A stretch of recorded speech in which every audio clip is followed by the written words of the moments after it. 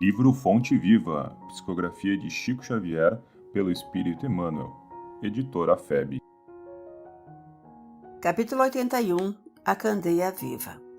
Ninguém acende a candeia e a coloca debaixo do bódio, mas no velador, e assim alumia todos os que estão na casa. Jesus, Evangelista Mateus, capítulo 5, versículo 15. Muitos aprendizes interpretaram semelhantes palavras do Mestre como apelo à pregação sistemática e desvairaram-se através de veementes discursos em toda parte. Outros admitiram que o Senhor lhes impunha a obrigação de violentar os vizinhos através da propaganda compulsória da crença, segundo o ponto de vista que lhes é particular. Em verdade, o sermão edificante e o auxílio fraterno são indispensáveis na extensão dos benefícios divinos da fé. Sem a palavra, é quase impossível a distribuição de conhecimento. Sem o amparo irmão, a fraternidade não se concretizará no mundo.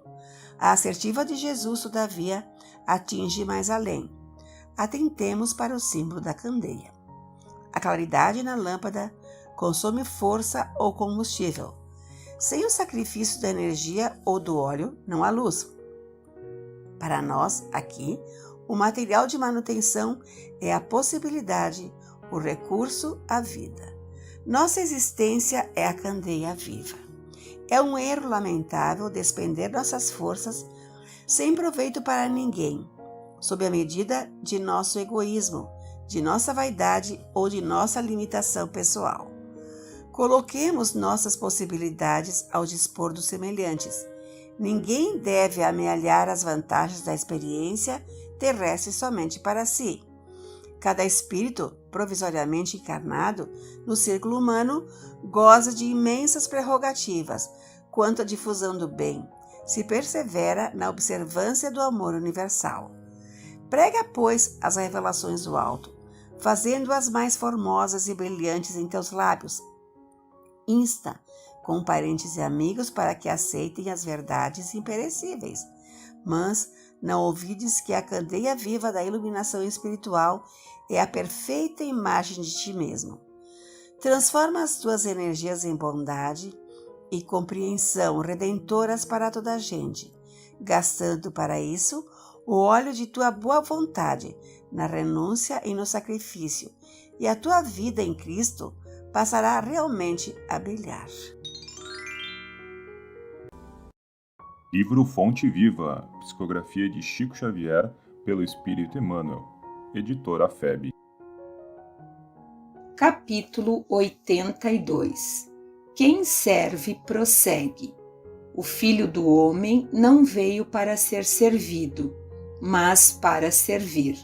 Evangelho de Marcos, capítulo 10, versículo 45.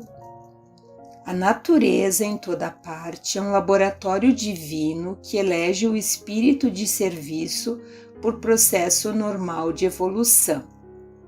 Os olhos atilados observam a cooperação e o auxílio nas mais comezinhas manifestações dos reinos inferiores.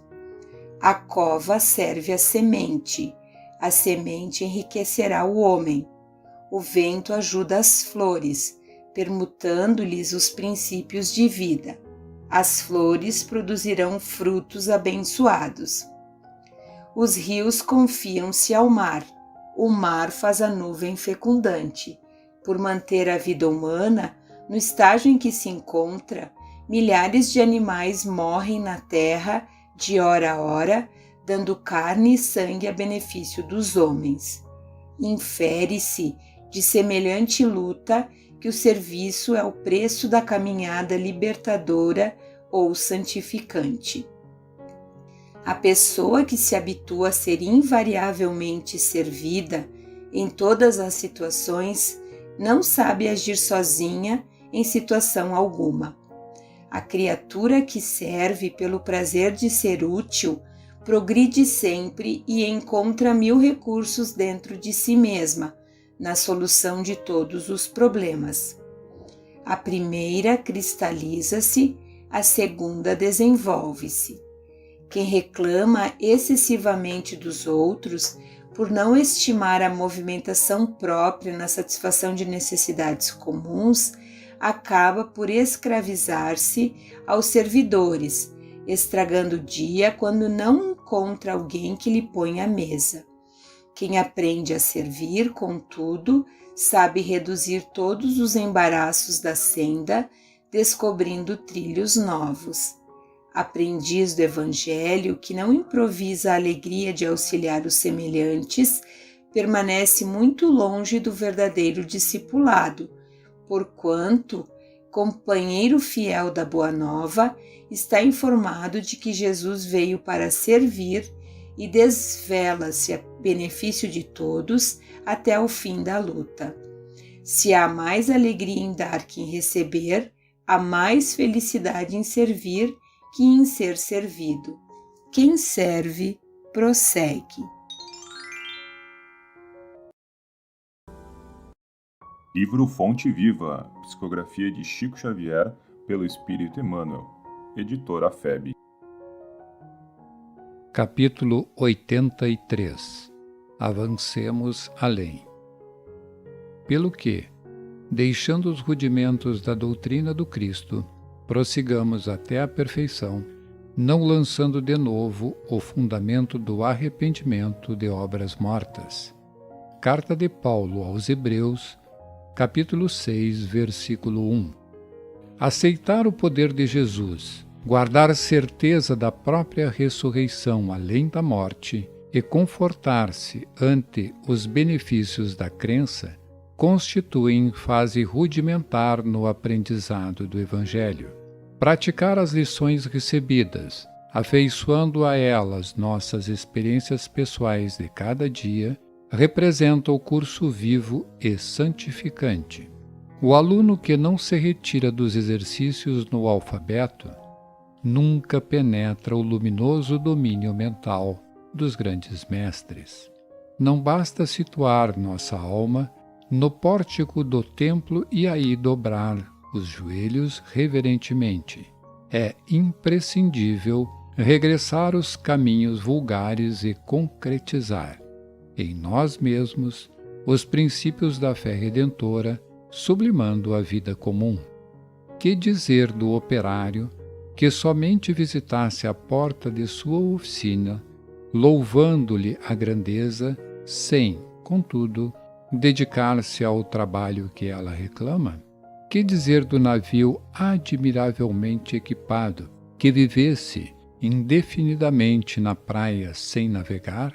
Existem milhares de crentes da Boa Nova nessa lastimável posição de estacionamento. São quase sempre pessoas corretas em todos os rudimentos da doutrina do Cristo. Creem, adoram e consolam-se irrepreensivelmente. Todavia, não marcham para diante no sentido de se tornarem mais sábias e mais nobres.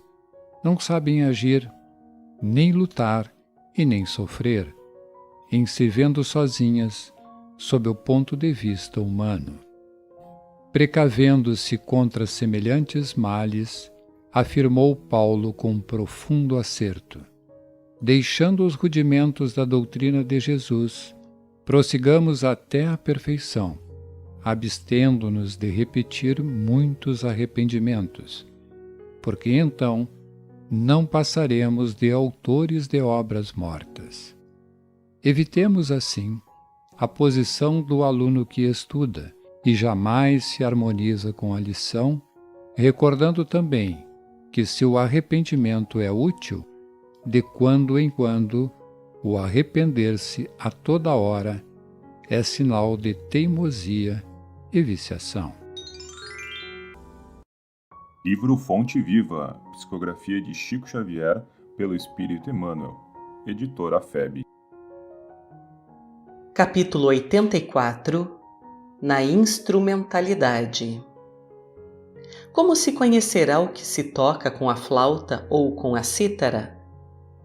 Primeira carta de Paulo aos Coríntios, capítulo 14, versículo 7.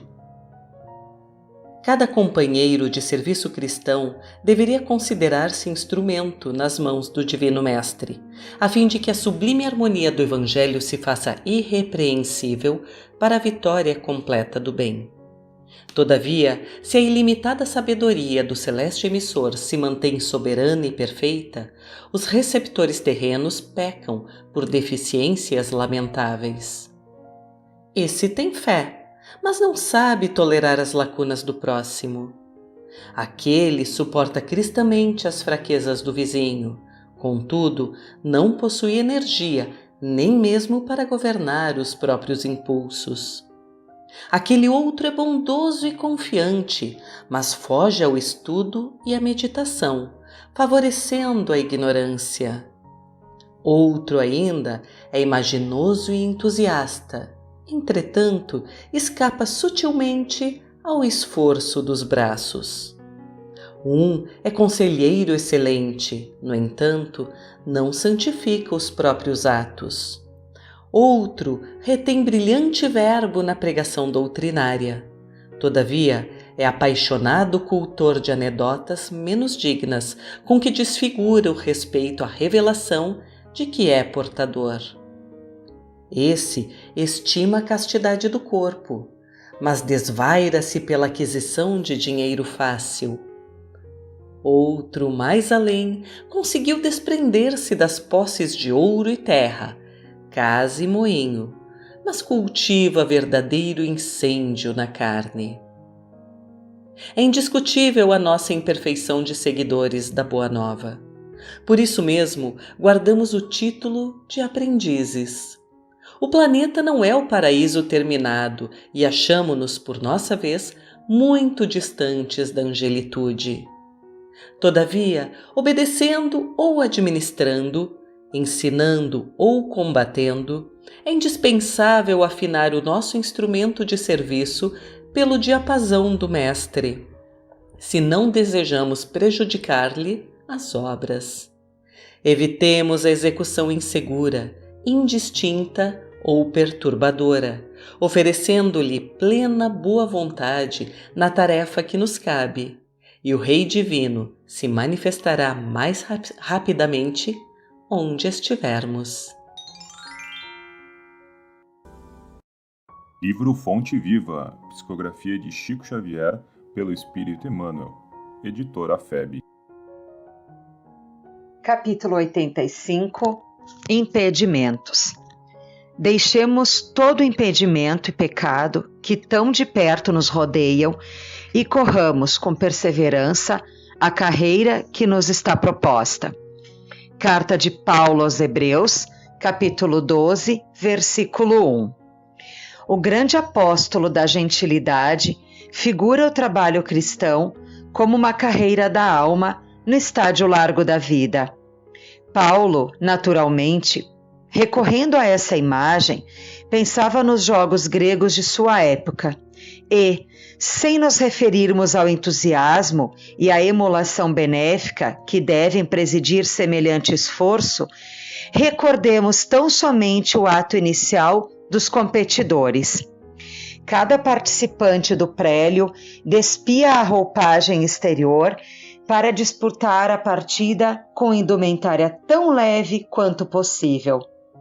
Assim também, na aquisição de vida eterna, é imprescindível nos desfaçamos da indumentária asfixiante do espírito. É necessário que o coração se faça leve, alijando todo fardo inútil. Na claridade da Boa Nova, o discípulo encontra-se à frente do Mestre, investido de obrigações santificantes para com todas as criaturas. As inibições contra a carreira vitoriosa costumam aparecer todos os dias. Temo-las com frequência nos mais insignificantes passos do caminho. A cada hora surge o impedimento inesperado. É o parente frio e incompreensível, a secura dos corações ao redor de nós, o companheiro que desertou, a mulher que desapareceu perseguindo objetivos inferiores, o amigo que se iludiu nas ilhas de repouso, deliberando atrasar a jornada, o cooperador que a morte levou consigo, o ódio gratuito, a indiferença aos apelos do bem, a perseguição da maldade, a tormenta da discórdia. A Boa Nova, porém, oferece ao cristão a conquista da glória divina. Se quisermos alcançar a meta, ponhamos de lado todo impedimento e corramos com perseverança na prova de amor e luz que nos está proposta.